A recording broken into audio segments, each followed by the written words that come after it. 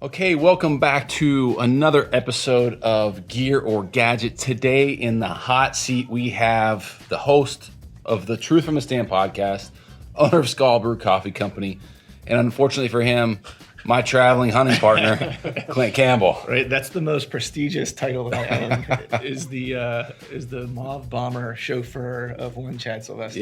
Yeah, there you go. So, I know that you probably know the rules.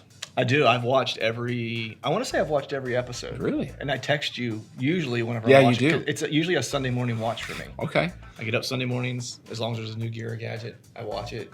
And then I usually text you about something. Like I'll see a piece of gear that you're going over, or you'll say something that makes me laugh and I'll shoot you a text. Okay. So why don't you let everybody lay the rules down for Lay the everyone? rules down? Yeah. All right. So first off, no use of the term game changer.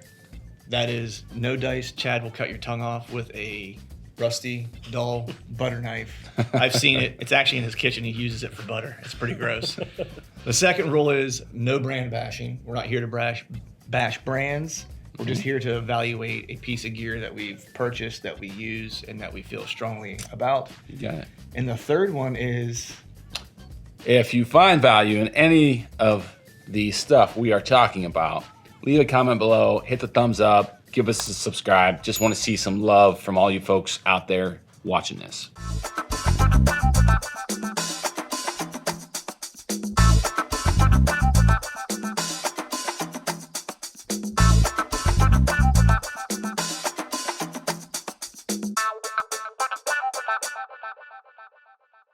how'd I do? All right? I think Audition? you're right. Do I get a Yeah, permanent right. spot now? Is it kind of like Aaron Rodgers going to Jeopardy? Minus the man bun? 66%. You got 2 out of 3. Yeah, okay. 2 out of 3. So you passed, but barely. Okay. All right. So who's going first? I'll start it off. I brought something today that Chad and I have been kind of messing with. If you guys watched the video where we built decoys, I was pretty unhappy with mine. It was cool. It looked okay, but it was just a little bit too heavy for my liking, and it was just a little bit too big. So I listened to a podcast, Wired to Hunt podcast with Travis Glassman, and he talked about the Heads Up Decoy. So this is the buck decoy from Heads Up. It's just a 2D decoy, and it's just from the neck up. And this thing weighs like 1.5 pounds, 2 pounds. Yeah. It's super light. There's a couple ways you can use it. You can attach it right to the stabilizer on your bow, or they sell this clamp, and it's like a really heavy-duty clamp. You can clamp it to some twigs or sticks or brush in front of you. Or they have some videos on YouTube about how to make like a stake for this, so you can just carry it, stake it in the ground. I should have watched those. Yeah, they're pretty good. I'm gonna make one.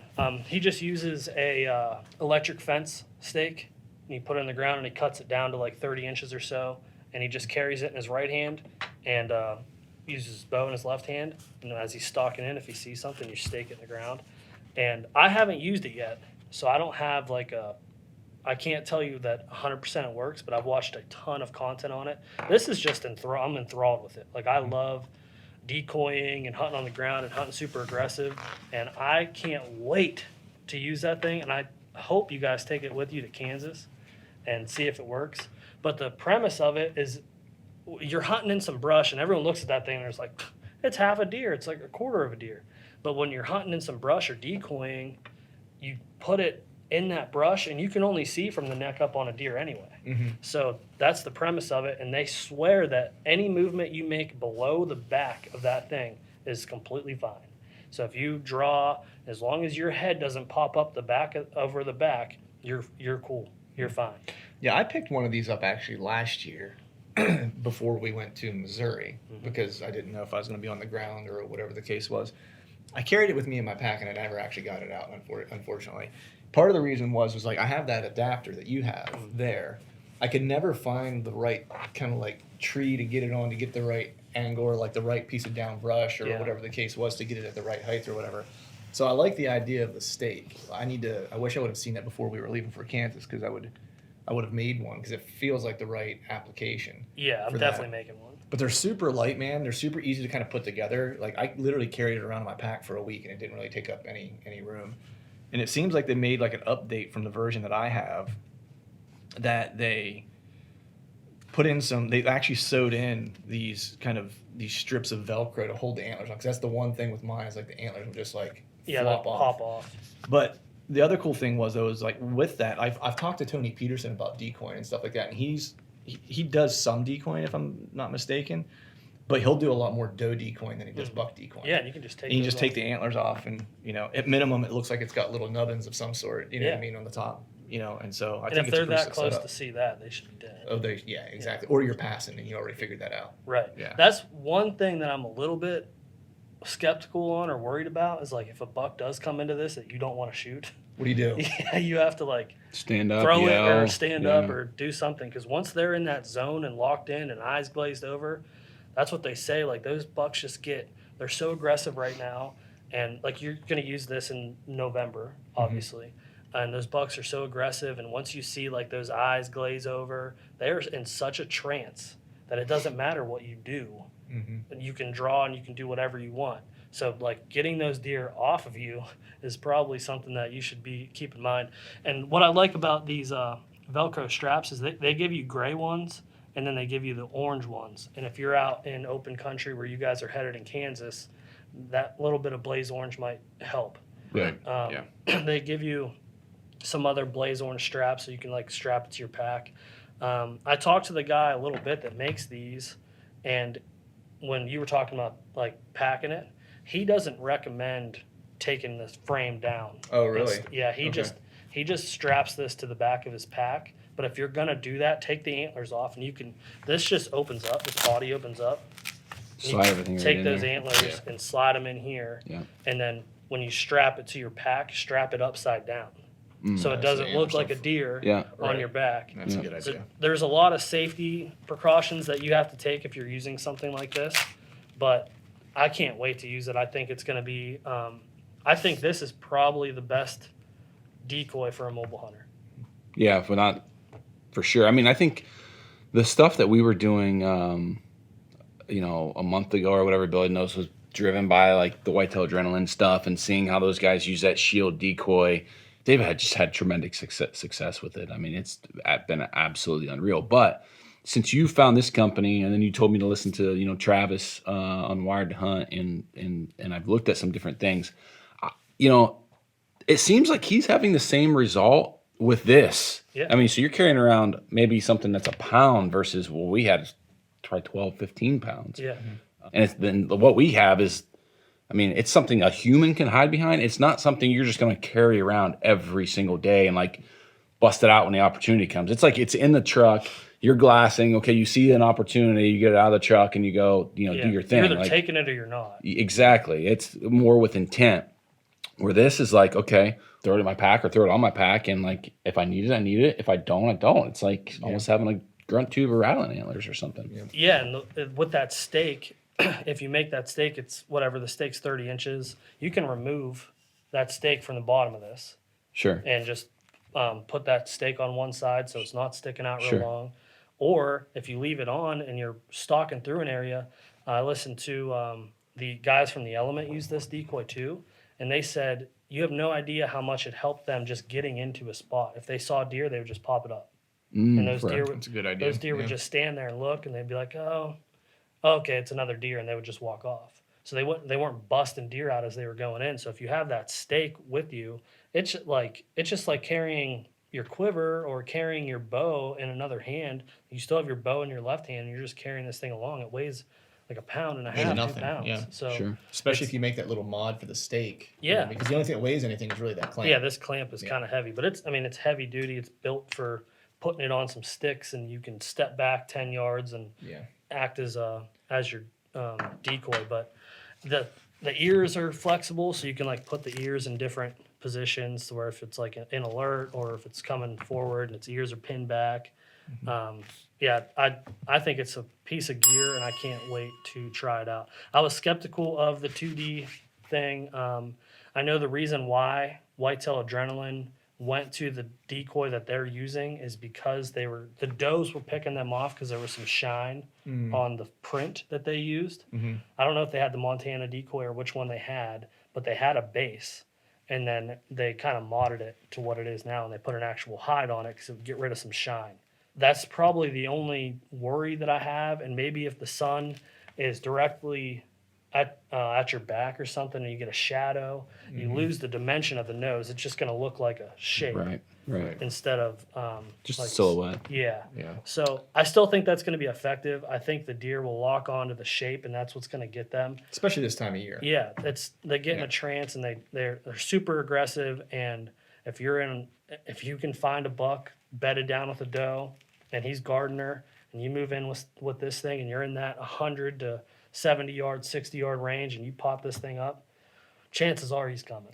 Right. The one thing I want to use this for, and I totally forgot that I had it in my archery closet, and you and I talked about it the other day, was that setup that I had where I had that encounter, and I was just telling you about it, where once I realized what deer it was, I didn't have the opportunity to draw because I didn't have any cover between he and I any longer.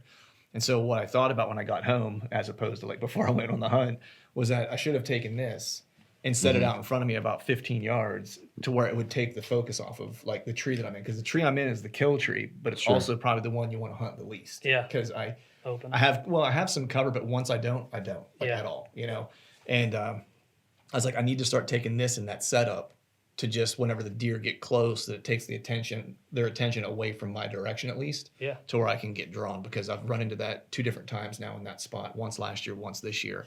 And something like this would likely give me that small window to get drawn and get a shot opportunity. Yeah, because once they see it, they're just going to stand there. Yeah, And I'd rather them stare at that than me. Yeah, right. At that point. This also gives you the opportunity to call. Yeah. Because if you're in an open area like that in big timber or something, and you call, and a deer comes into where he can see where that noise was coming from, he doesn't have a visual. He's not coming in. Good point. You stick this thing out there, it weighs nothing. Like, you could just take it with you every time you hunt. You stick this thing out there, you make some grunts or rattle or something. At least when they're coming in, they have a visual. And they're like, oh, that's what made that noise. Yeah. They're probably going to try to circle downwind of it, but as long as you set up.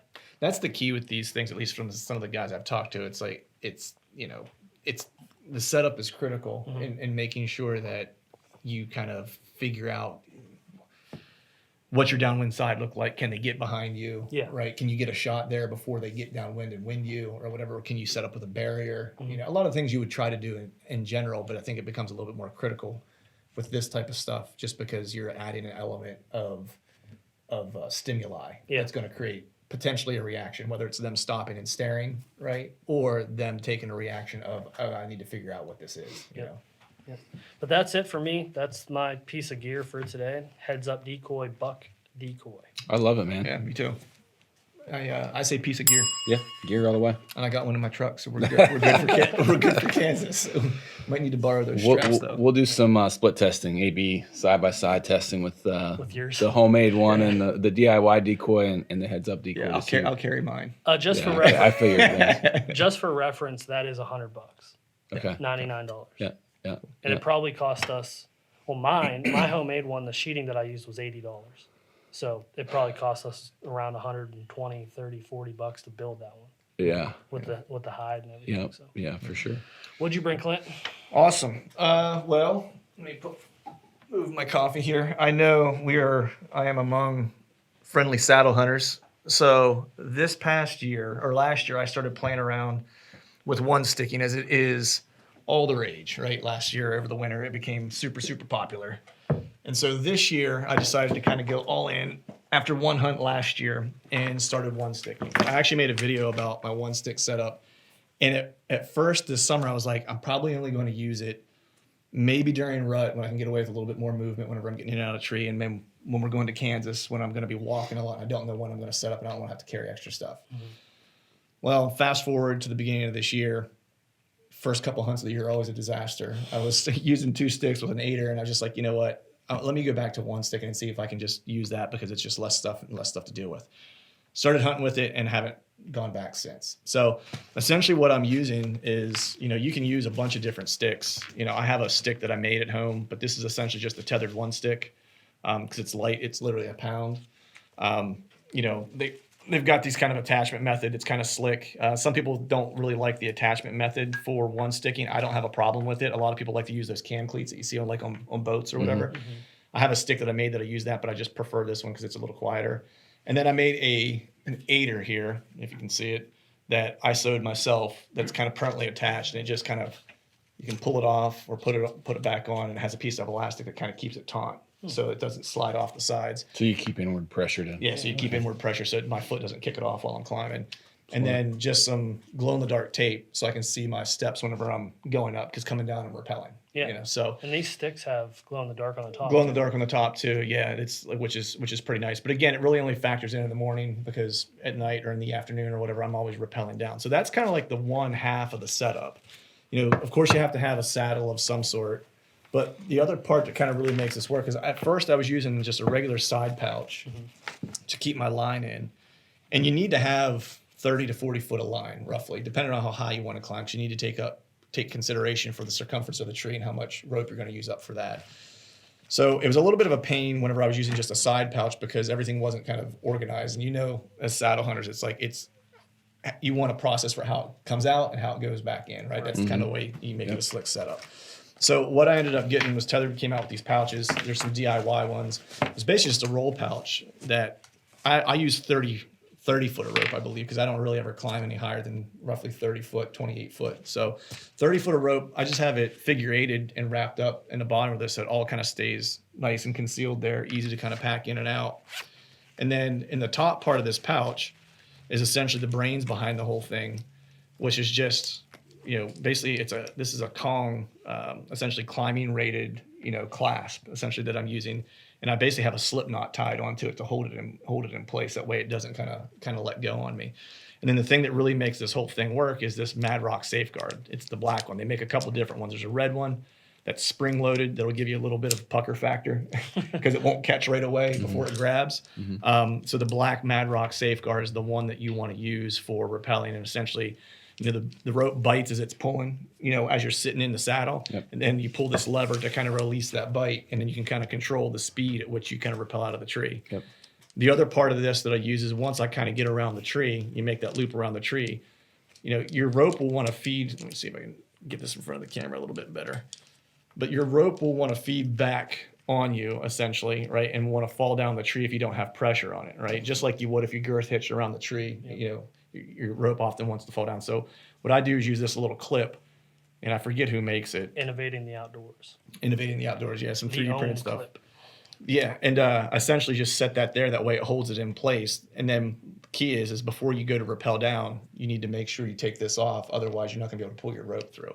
And that's the other kind of key is whenever you go to rappel down, I've messed around a bunch of different ways of figuring out how to attach a carabiner or something to this to rappel my rope or to retrieve my rope out of the tree.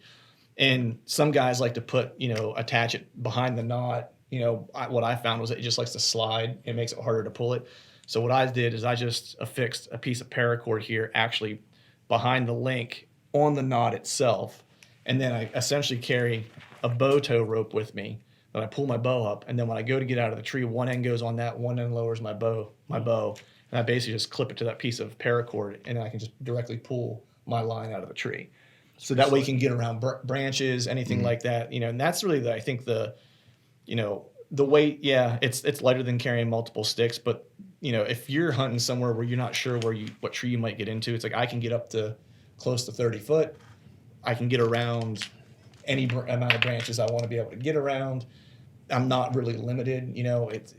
Essentially when you set your stick, the only time you're limited by how much height you can get with your stick is essentially if there's branches in the way to get your attachment method of your actual stick around the tree. Right. You know, so for me, it's like I can basically do 2 moves with a stick, set it, climb it, and then move it twice, and then I'm usually at 20-something feet, and I'm good. Yeah. You know, and that's it. You also don't have stuff sitting down by the ground, you know, with an aider for a deer to possibly see or whatever. Sometimes too, if I'm really worried about it, I'll just pull the stick itself and I'll just clip it to like my hitch strap up in the tree. Yeah. And just completely get it up off the, up out of the deer's kind of, periphery, if you will. Are you still using a platform with this? So I kind of go back and forth. I use a platform sometimes if I know what tree I'm going to and it's going to be a pain to kind of get a ring of steps in. Or the angle isn't going to be super comfortable, then I'll use a platform. This year, actually recently, I changed to using a ring of steps a lot more often, only because, between my ring of steps and this setup, it's like a total of 3 pounds. Yeah, that's incredible. You know what I mean? And it's 5 steps on a ring of steps.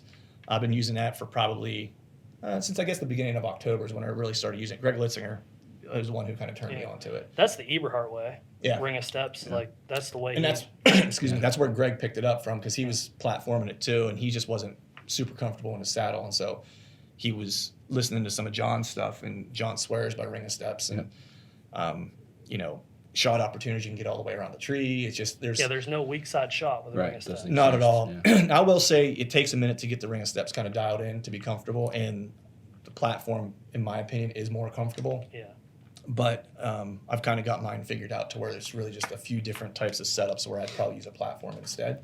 So this is really kind of my setup and what I use now, kind of in its entirety. So I'm gonna need a like a in-person demo, because I understand the attraction to this. I understand you know, the concept behind it. I've actually done quite a bit of controlled descent work in the telecom industry. So we'd go up and have to map and analyze different towers and map equipment, survey equipment. A lot of times we would be working off ropes. So you'd set your rigging up, and we would use a Fisk, which is basically just a figure eight. We're using friction around the rope. So the more contact points you have on that Fisk, the more, you know, the slower you go, the more control you have. But there were also a lot of guys using these mechanical devices too. We used to call them handbrakes. Just essentially what it is. The part I can't figure out is how you retrieve this. I mean, if this is closed, right? So what you're essentially doing is, like, if you're around the tree, if my arm's the tree, right, and you're tight on this, so this is going to be let me just set this. That's going to be on the. It's going to be on the back side, right? So it's going to be like this, right? This is going to be your tree. So try to turn that around so we can get. Let me try to get. I'm sure there's other people wondering the same damn thing. So this is essentially how, if my arm is the tree, right? We'll go ahead and edit that out. My arm is the tree, so you have two free hands. There we go. All right. So essentially, when you close this clasp up, right, when you're in the tree, you want to keep it closed so it doesn't slip out. I mean, it shouldn't slip out, but, you know, on the off chance it does. So this is essentially how you're going to be sitting in the saddle, right? And then this is going to be clicked into your bridge. Yeah. You know, if I can get this thing to roll through. There we go. Right. So this is keeping pressure there, and you got that little clasp that goes right here to kind of hold it in place. That way, if you leave weight off of this, it won't fall down the tree, right? Because it will if the bark isn't like rough or whatever, right? So when you go to come down, you want to take this off so this rope will flow freely through this, right? You're going to rappel all the way to the ground, right? So this doesn't not move. That doesn't move. This is still right. stationary. So before I get down, what I do is I'm attaching this essentially to this piece of paracord. Right? I want to pull the tag end of the rope through, right? Got it. So when I hit the ground, you're essentially going to take this off. So now there is no weight on this. Get your rope off. Get your Mad Rock off the rope. Now your rope is clean. So now whenever I'm out on the ground and I want to go ahead and retrieve my rope, I'm going to pull this. Which increases the diameter of your loop, and and I'm the just rope falls to the ground. Rope falls to the ground. As long as you're on a pole style tree or right. But what this does, whatnot. because you're pulling the tag end, you're going to be able to pull it through all the branches because there's no knots. That's why you're pulling the knot. Because if you try to pull anything else, the knot's going to get caught between branches. Okay, so that's why you're pulling using the knot to you out of the tree, and then you can undo your clasp and then whip around. And then you're pulling the tag end through all the branches. So that's why the extended amount of length of rope that you're using. I mean, you use it 40 feet. Typically, I mean, there's not a whole lot of scenarios where you're going to hunt higher than 20, 25 feet. Yeah. Right. So you could always, if using 40 feet, you could always get to your, okay. Yeah, I can always. I got it now. I got the full, I got it. So as soon as you were walking through it, I was like, ding. Right. Yeah. I mean, at first, I know for me, it was like, I was like, man, I don't know. That seems like a lot, and I've had guys comment to me, whenever I did my video, they were like, man, that seems just like a lot to go through the climb. I'm like, well, really, I'm just attaching a stick and you still are moving your lineman's rope up. I'm just moving this up. Yeah. Now I do use a lineman's belt because some guys, when they're going up, when they put this around the tree, they're just loosening this and moving this up as they're moving. Right. Yeah. I don't do that because I end up getting my fingers caught in it, and stuff like that. It hurts like the dickens. Have you tried the tether assist hooks from Genesis 3D printing? I haven't. I end up using a hitch strap because of the DIY bow hanger mod that I made for my bow, and I made it to fit that, so I end up just using that. He made those hooks for this. Oh, really? That, I did see that. Yeah, to where you can. Yeah, you grab those instead of putting your fingers underneath. You grab those to shimmy up. Yeah, and I think that would work. The only challenge I have is like you still do get snagged on bark, right? And I don't recommend this to anybody, but when I set my stick and I climb, I use this to dangle, move my stick. And then once I go to start climbing, like I don't move anything. Right. You know what I mean? So I just climb up the stick. If I fall, unfortunately, I have not fallen. If I do, I'm not going to hit the ground, but it's going to be quite a shock load. Yeah. Because this is going to catch me at whatever length that rope was, which is still going to hurt. But I don't climb. I don't use anything while I'm actually climbing up the stick until I get on top of my stick. Then I move this up, tighten it, and then get back in my saddle and then hang and then move my stick yet again. How long does it take you from base of the tree to hunting height? It just depends on how slow you're. I mean, you can do it as fast as you can do it with 2 sticks. You know, I wouldn't say it's any slower necessarily. Okay. You know, I would say it's the same, especially if you're using a movable aider and dealing with that. It's like I think it's probably just about the same. Okay. At least in my experience, it is because I've used both. I used that all like the past couple of years was like 2 sticks with a movable aider, and this I feel like it's just as fast. What about noise? What about noise level? That was the biggest thing that I was worried about was noise, and that's why originally when I did the video, I thought, man, I might just use this during rut or areas where I know I'm not maybe hunting like on top of bedding or whatever, where I'm hunting maybe funnels and pinches and stuff like that. But honestly, I don't make any more noise really. Like the only thing that I'll tell you what is a pain in the butt is if you use a decent size, because it'll get in the way. You know what I mean? Where it's like, so what you have to do is instead of like, my first stick when I set it is about 7 foot, right? And then every time I move it when I'm in my saddle, kind of dangling, is probably 5 foot, right? But with the Bino harness, I probably lose about a foot because I got to put it just a little lower to keep the harness out of the way so I can climb a little bit more efficiently because you're pressed up against that tree, essentially, right? So your harness kind of gets in the... Or you get caught on the stick if it's below it. Yeah. So it's just... You just have to kind of mess with that and figure out what the right height is. But whenever you go to move the stick, like you literally are just using your feet kind of in a V almost, pressing back off the tree, setting the stick up there, and then letting this rope, as it's around the tree, pinch against the stick to hold it. That way you can work hands-free and just put the rope around it. So you're really not making any more noise than you are hanging a regular stick. Sure. And I don't think that, in my opinion, I don't think you could have a lot more movement because you could slip and swing, right? But as long as you don't do that, I don't think you're really creating any more movement than you would. It's probably a set of sticks. It's probably like anything else. The more you do it, the more efficient you become, the better you get at it. It's like if you took a guy that was used to using a ladder stand and gave him a set of Beast Minis and said, put 4 of these on a tree instead of hang on, like it's going to be a cluster. Yeah. So I'm sure like the first couple times you're using this with 1 stick, the aider, the added rope, like I'm sure it's like a rat's nest and it's a little difficult, but once you get a system down and you start going, that's it. And the only thing is it's just like normal. It's like when you have your bow rope down there, it's just like you just have to be mindful where it's at so you're not getting a bunch of stuff wrapped up in it. What I found gets wrapped up and causes more problems than anything is actually when I use my lineman's rope because I have the tag in dangling, and that's the thing that'll get caught up in my toe rope. Yeah. And so I just have to be mindful of where that's at, so it's not getting wrapped up in it. Sure. But cool. So that's it. I think it's a piece of gear. It's it's certainly helped me, lighten the load and be efficient. And it's actually using a 1 stick actually has changed almost my entire setup in the tree. Yeah. This year. I'm with it. I mean, I'm for anything that is efficient and you feel confident in. I don't know if it's for me. I'd rather hunt from the ground. Right. I don't know if it's for me, but I do always find myself like thinking, okay, am I going to carry all 4 of these sticks and this platform in, or am I just going to go sit on the ground? And do I sit on the ground because I'm lazy and don't want to climb the tree? Or do I sit on the ground because I'm after that rush? And for me, I think it's the rush of being on the ground, but you limit yourself so much. And I think this might be something that I need to look into just to have it in my arsenal.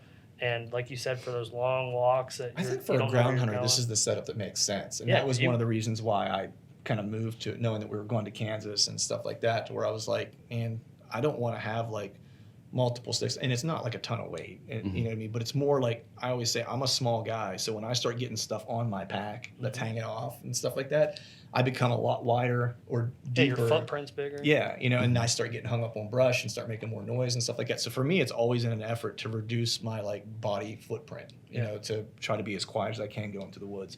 And this with the ROS, this goes in the back of my pack, so it's like my footprint is literally the same with this setup as it would be me just carrying my pack. Sure. That's it. Yeah, I'm with it. Yep. Yeah, I think for me, I think the system is a piece of gear. Like, I think that people use it and they can use it efficiently, but like everything else that kind of anything else new that gets thrown at me, I am always a freaking skeptic. I'm always the one like, that's not going to work. Yeah. You can't do this. You can't do that. Right. It's too much noise. Like, you're dangling from ropes. Like, what the hell are we doing here? Yeah. So I am a little bit of skeptic, but I want to see it in action. We'll demo it today at some point. We'll go outside and we should. Yeah, we should do that because he has a video on his YouTube channel. I think I've actually watched it. I've watched some of his videos, not all of them. I watch all your. No, I'm just Just I don't watch all of them, but I do watch some of them. I leave comments. I show them some love. That's right. But yeah, piece of gear. Awesome. It'll be cool to see in action. You'll see it quite a bit this next 2 like, weeks. Eyes on. Yeah, or even hands on. Do it myself. Yeah, for sure. Awesome. Okay, so I have brought in 2 items that kind of go hand in hand. And this is something that probably a lot of whitetail hunters don't really think of as a tool. I think it's more people think about glass for western hunting. But just over the last couple of years, using better binoculars and making sure that I always had them with me in the timber, has actually made a difference, not only in hunting but also scouting. That's something I picked up from you, Cameron, is always having those binoculars on you when you're scouting, because you don't have to walk over 100 yards to look at a rub, or you don't have to walk over that ridge to see if there's a scrape there. Like, just pull your binoculars up, and it saves you a lot of time being efficient. So obviously I had a western hunt this year, so I had to up my glass game, which unfortunately we used this, but it didn't come into play very much. But the reason I brought this on Gear Gadget, which is more geared towards whitetail, is I do plan to use this a hell of a lot in Kansas. Mm-hmm. When we were out there turkey hunting, there's just a lot of open spaces, a lot of opportunities to sit on, maybe not even on properties, but like a mile away, maybe 2 miles away, on physical roads and glass, pieces that are, again, several parcels over. That is something you can't really do unless you have some really big binoculars. And at that point, when you get into that 15 plus magnification, it is really hard to stay steady when you're zoomed in that far. Like you almost have to be glassing from a tripod, which brings in the point of the road, the vehicle, and this handy dandy Vanguard window mount. Mm-hmm. So part of my plan for Kansas is sit in the truck, drink coffee in the mornings, and glass up deer, and then go get them in the afternoon. I mean, it's effective. It's an effective way to do it. I mean, you watch Whitetail Adrenaline, or you watch THP, or you watch anyone that's hunting that open ground. They're on the glass. No matter where they're at, they're on the glass. And we learned in Wisconsin how much more effective it was for us to glass from the truck than it was to get out, hike around for a couple hours. You cover a very small piece of ground, and where you're going, there's going to be tons of ground that you have access to. Mm-hmm. You could just ride those roads, glass them up, and the time of year that you're going out there, they're going to be out. They're going to be there to see. And the way you guys plan on hunting is going to come into play a lot more, because you don't plan on getting in those river bottoms and sitting in a tree where you could just sit there and glass with your binos. Yeah. If you see one bedded up or going to bed up with a doe and you go move in on them, that's going to be the bit. A visual is the most important factor when you're hunting open ground. For me, hunting anywhere, having a visual on the deer and what they're doing and where they're going is the most important thing. If you lose I would agree with that. If you lose that visual, you're done. Yeah. Mm-hmm. Well, the other thing is too, we're going to be second week in November, third week in November. Usually after the 5th, 6th, 7th we'll say after the 7th and 8th, everyone's like, oh, locked down. Yeah. Deer locked down. Well, They're not that open moving. country, that's the perfect time to. That's wanna why you be. have this. Like that is the perfect opportunity to go out, glass these roads, glass these CRP fields, glass the fallow fields, milo fields, whatever you're doing. And if you see a buck with a doe out in the middle of a field, well, guess what? Game on. Yep, Right. he's gonna bed her down. Once you got him bedded, you're moving in. Yeah. I'm so jealous that you guys are even going out there to do that. That's like what I stay up at night thinking about. Like that's gonna be so much fun. I'm glad you said stay up at night thinking about. I was hoping you didn't go somewhere else with that. Yeah. But if you're in Kansas, Iowa, Illinois, Oklahoma, any of those open country settings, you gotta have good glass. And sometimes binos just aren't going to cut it because you're glassing from miles away, and you got deer 3 miles away. You can't see them with binos. Yeah. I mean, I have about as big a set of binos that I want to carry for whitetails, 10 to 42s. Yeah. You know, and just talking about the one stick setup, right? With like, I don't need like another backpack on my chest. Yeah, you can't have necessarily, right? 12 by 50 giant 6-pound binos. And I have actually the same. I think we have the exact same setup. I think we have the same binos in the same spotter. And I started using that last year, just glass and bean fields. Yeah. You know, to try to get a visual on, you know, a little different in Pennsylvania where I'm hunting timber and swamps and stuff like that. So I'm not glassing them up and then go finding them. It was more of like doing my inventory pre-season. Who's in the area? What deer are kind of spending some time here? My season comes in early, so I can get an opportunity to kind of make a play on one. And that's how I found one of the deer that I went after, you know, the first 2 weeks of the season. That's how I killed the buck in North Dakota. Yeah. Just sat back, used that spotting scope. It was 1,000 yards away. Watched him do what he did. Not the next day, but the day after, I killed him doing the exact same thing. Right. Just to touch on this, I think this is dollar for dollar the best entry level spotting scope that you can really buy. This is the Maven CS1, 15 to 45, and I think these are like $600. Yeah, there's I think 650. $650. Yeah. So not overly expensive, and it's just.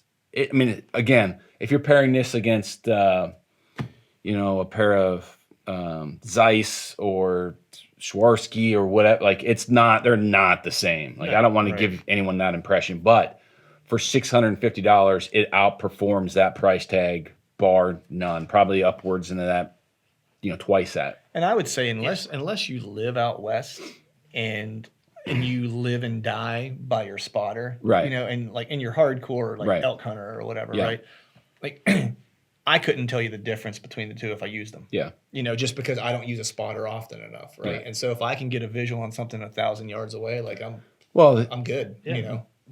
The reason I'm like buy once, cry once, but the reason why I chose this and all of my Western hunting, even like moving forward, I'm not trying to tell the difference between a 340-inch bull and a 370-inch bull.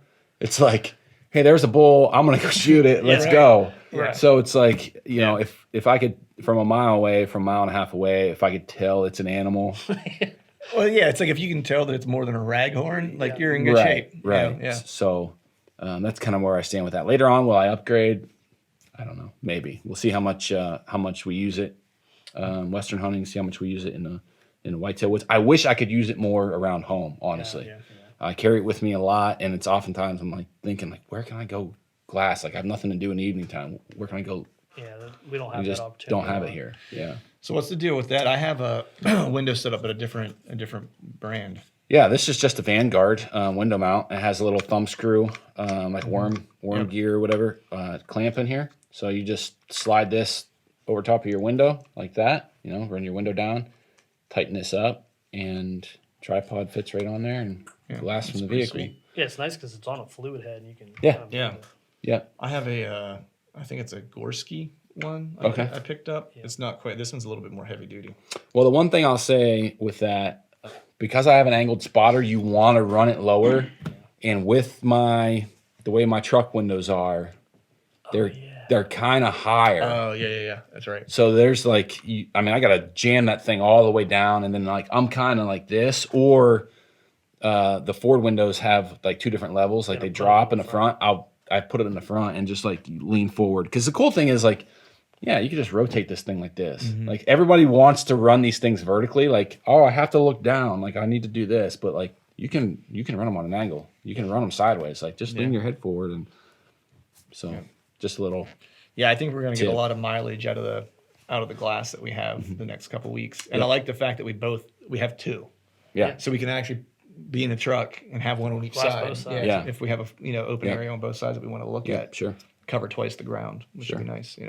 I know a lot of guys will use their binos to start and then kind of jump to those once they kind of pick something up. Yep. Yep. Because the one thing I do find is using a spotter is like it does make my eye. Singular eye tired. He doesn't have two. The other one's glass. Yeah. Well, I mean, I don't know. Like you using both eyes for that? No. So it's like it gives me a tired eye. Just from looking through a piece of optics with It'll one eye strain the whole you. time. Yep. The That's a other better way to say it. Like instead of like tired eye, I feel like The other thing that I found was tough, again, this is the first year really using a dedicated spotter, is locating something with your binoculars and then finding it in this is not as easy as what you would think. Yeah, you have to And I make think sure it's- you're zoomed all the way out. And I think it's partially because the angle. Like if you had a straight spotter, like you want, it's a little bit different. But there's some things, you pick out landmarks, keep this thing focused on a certain landmark, locate your object in relation to that landmark, and then move it. Yeah. Yep. There's some different things there, but Yeah, good glass gear. Totally gear. gear.